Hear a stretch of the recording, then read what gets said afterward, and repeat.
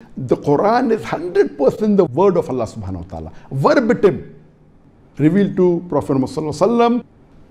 The Prophet dictated to the Sahaba, they wrote it down, he counter-checked it, he revised it with Archangel Gabriel. So Quran is verbatim, word to word, without a difference even of a letter. The word of Allah subhanahu wa ta'ala. And it's very clear to you and to every single very advanced student and specialist that the standard narrative has holes in it. That's what I'm going to say. The standard narrative does not answer some very pressing questions.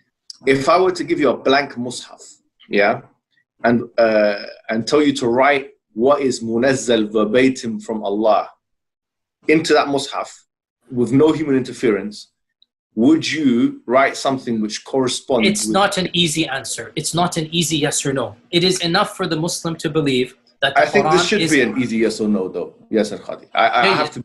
Okay, very, very well. So, yeah, Muhammad, after we get off this phone call, me and you, let's have a number of discussions. No problem. I'm very open with advanced students. But these issues should not... Look, it is Kalamullah, what is going to be written. It is Kalamullah. It is what would you write? You're pushing me. And I'm saying it's not hikmah to... Listen, I have a condition. Like I said, everything I say is going to be factual.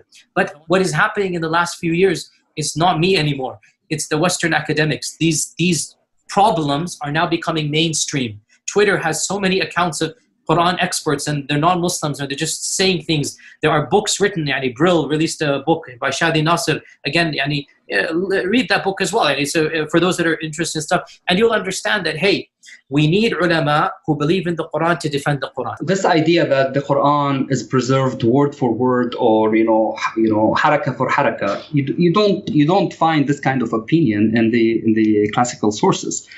And people will always tell you, well, the Quran is preserved, and inna nazzalna dhikra wa inna lahu lahafidhun. It means it is protected. Well, sure, but let us go to these sources and tell us what does it mean, preservation. So you go to go to any book of exegesis, go to Zamakhshari, go to Tabari, go to Qurtubi, go to any of those tafsir, and then they will never tell you that this verse means that the Quran is preserved word for word, or haraka bar haraka, or harf bar harf. They never say that. All they say, well, the Quran is preserved from omission and additions. It's preserved from the devils or the shayateen to add something to it. It's preserved that the shayateen would never take anything from it, right? So this whole notion that it is protected, word by word, it's something that is used, for the masses in a sense.